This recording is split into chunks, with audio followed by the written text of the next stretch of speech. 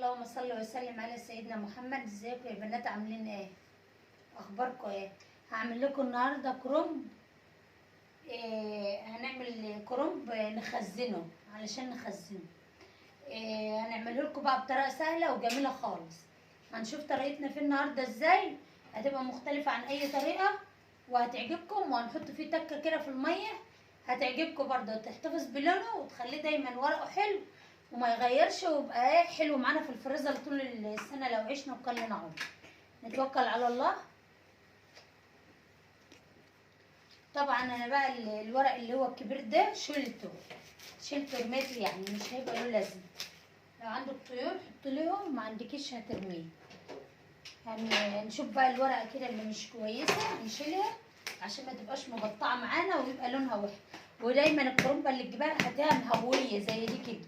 انا مش جايباه كبير بس لقيته ورقه طري ومهوي. شايفين ورقه عامل ازاي؟ شايفين؟ جميل خالص خالص اهو. الورقه دي بقى اللي بتبقى حلوه. مجهزين بقى معانا ميه هنغليها وهنحط فيها ملح وهنحط فيها التكه اللي انا هقول لكم عليها اهو، بس مش هقول لكم الا لما تدخلوا على الفيديو وتعملوا لايك واشتراك. قال يعني انا هعرف ان انتوا دخلتوا. وكمان تعليقاتكم الحلوه دي. شايفين بقى انا هعمل ايه معايا؟ والميه مولعه عليها، بس هنشوف مع بعض نقطعها ازاي. ادي اول واحده، بسم الله. ودي واحده اهي برضه هنشيل كتير عليها منها كده اهو، بالراحه كده اهو. اعمل بقى مع بعض، هعمل معاكم واحده والباقي اعمله. هي الورقه دي حلوه اهي، هسيبها اهي، هبقى اشيل منها الجرع واسيبها. شايفين؟ بسم الله توكلت على الله. من عند العروق ده كده اهو واعمل كده تمام كده خلاص اهي. ارجع من عند العرق التاني واعمل كمان واحد، افتح كمان واحد. يبقى انا كده فتحت ايه زاويتين. ارجع من التالت وافتح كمان زاويه، يبقى كده 3 زوايا. من العرق الرابع وافتح، لسه عرق معانا اهو كده خلاص. امسكها نقورها بقى كده اهو. شايفين هي طلعت معايا عامله ازاي؟ انا هسلقها بقى بالنظام اللي انتوا شايفينه ده. الورقه الوحشه هشيلها، بس دي حلوه اهي. هسلقها زي ما هي كده، هحطها في الميه. هنوريلكم مع بعض برضو اما نيجي نعملها. هشيل بقى اللي في النص ده كده، ودي هتطلع لي كده زي ايه، زي خرطه التورته كده مع بعض اهي. وما اجي بقى اقطعها للخزين هوريلكم بتتقطع ازاي.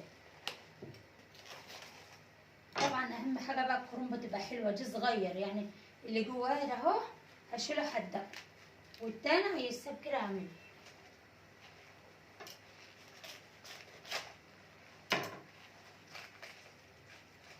اهي يا حبيبي، ولا تشيلي ورقه بورقه ولا اي حاجه.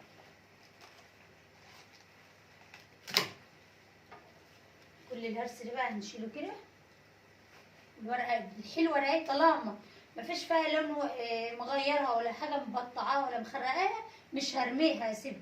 لكن لو ورقه طول كده اهو شايفاها وحشه هرميها، لانها وحشه مش هستنفع بها بحاجه، وهاجي عينها هتبقى مش حلوه.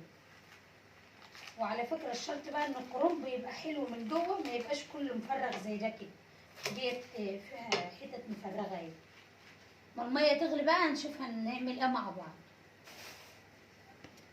خلاص حبايبي الميه غلت اهي. هنحط بقى معانا معلقه ملح. بسم الله الرحمن الرحيم. معلقه ملح كده او معلقتين، ومعانا عصره ليمون.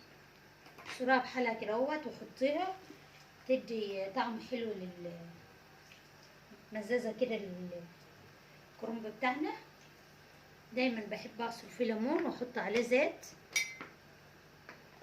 حوالي 4 معالق كده اهو او 3 معالق. وهنحط بقى معلقه كربوناتو معانا. شوفوا بقى هتخلي الورقه عامله ازاي، هتبقى محتفظه بلونها وحاجه بقى جميله جميله جدا.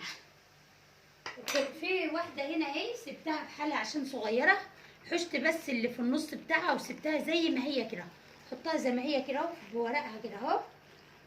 هتستوى بقى، هتتسلق معانا بقى شويه وهي زي ما هي كده، عشان هي صغيره ومش مكتومه ببعضها قوي فهتبقى حلوه معانا يعني. لكن انت ما تقطعيه ما يكون كبيره، ما يكون مكتومه ببعضها وتحس ان ورقها متكتل فوق بعض. لكن دي ورقها خفيف فمش مستاهله ان احنا نقطعها يعني. شايفين معانا اهي، شايفين بقى لون الكرنبه من اللون اللي لسه على الرخامه عملت لونها ازاي عن ده. شايفين ده اهو. بتحتفظ بقى الكربونات دي باللون البسله واي خضار معاكي بيبقى محتفظ بلونه. وطبعا هو لا بيضر ولا اي حاجه، احنا بنحطه على الطعميه وبناكله. تستوى بس معانا مش تستوى يعني الورقه تطرى شويه. هوريها لكم برده قبل ما اقفل ان هي ازاي تعرفيها. طبعا احنا مش هنعمله جامد علشان هيتخزن، واللي بتخزن ده بيبقى ايه، ما بيبقاش زي اللي انت تعمليه فريش على طول، لان الفريزر بيبقى يعمل ورقه شويه، يضطر ورقه شويه. فبس كمان 10 دقايق كده او 5 دقايق وهنطلعه، ياخد بس غلوتين 2 كده. جهزي بقى مصفتك وحاجه طبعا تحتها عشان تعرفي تطلعيها. وهنشيلها بقى معانا اهي. الورقه طرت معاكي اهي، ما تسيبهاش لما تستوي قوي عشان ايه ما تتهرش معاكي. شايفين الجمال ده بقى اهو. ما يسيبش، شيلها كده اهو. وهقول لكم برده هنقطعها ازاي. طبعا دي اللي احنا مقسمينه ربع اهو على بعضه اهي. هتحطها كده، تحطها كده زي ما هي كده. هتيجي تبص بقى تلاقي ورقها عمل منك، بدل ما تعملي ورقه بورقه وتهبطي نفسك، ورقها بقى يتفكك معاكي بالراحه وهتعرفي تشتغلي فيه. طبعا بقى القلب اللي زي ده كده انا هعمله بقى، اخلله بيبقى جميل في المخلل اهو، ابيض وزي الشمعة اهو. ومن جوه بقى دي القلب بتاعه هنقطعه حتت صغننه ونخلله، نحط عليه كده شمندر او اي حاجه يديله لون كده. خلاص برضو هنشيل دول كده. انا وريت لكم اهو ده وده، وهوريلكم برضو تقطيع. انتوا كلكم شاطرين وعارفين كل حاجه. خلاص بقى حبايبي اهو سلقت الكميه كلها. هوريلكم انا بقى هعمل ايه.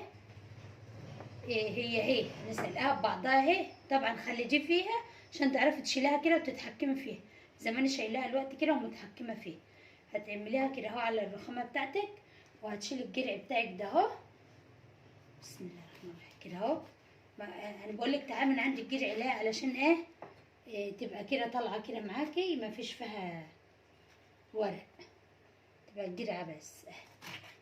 الجرعه دي برده هتشيلها كده، وهتقوم جايه بقى ماسكاها كده اهو.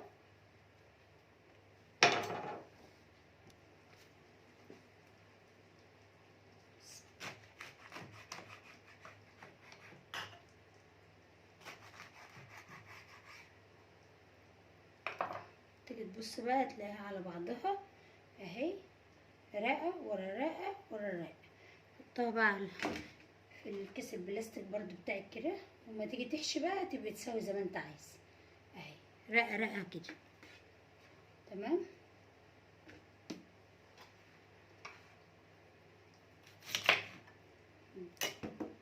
ده الجدع اهو اللي هنرميه.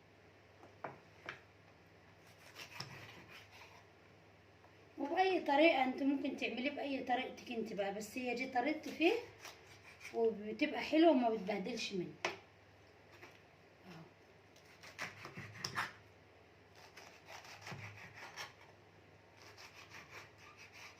يعني ما تمسكي دي كده كله بنظام بقى كده، وترقه ورا الرقه كده وتعينيها زي ما هي كده اهو. هتيجي تطلعي هيبقى سهل عليكي، بدل ما تفتحي الورقه كلها وتقطعيها من جميع الجهات هتبقى مش حلو. ولو حتى في نسيره ولا حاجه رفيعه من ورا من هنا هتشيلها ترميها ما فيش مشكله.